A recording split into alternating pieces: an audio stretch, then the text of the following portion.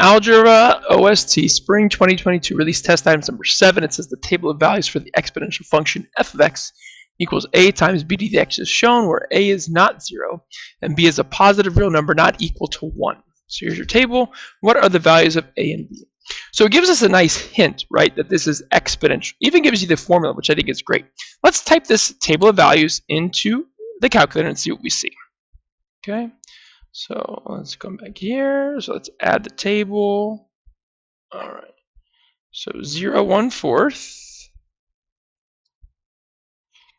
3, what is it?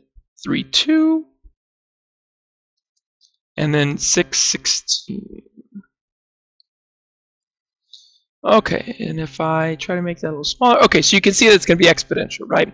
Now, we need to fill out this formula. I'm going to type it in Desmos. F of x equals a times b to the x.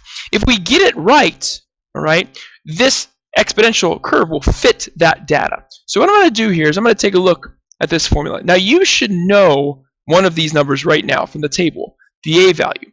The a value is the y-intercept. If they did not give you this value, that would be even a tougher question.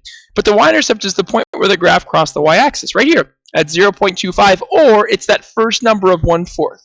Whatever you think you want to put in for a is fine. I'll put 0.25 because Desmos tells me so. But if you recognize it from the table, do that. So I'm going to replace a with that number.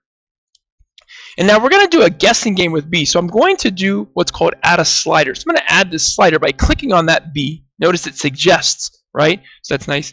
And now what we can do here is we can move this dot to try to make this black, again it's a line right now, but make this black curve fit the data. So watch as I slowly move it, right? See, it becomes a curve. See how it's going closer and closer to the dots? So I want it to curve right through it. So I'm really close, really close. Ah, look at that. That's b equals 2.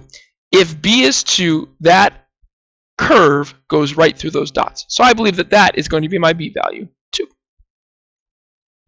And there's my exponential function.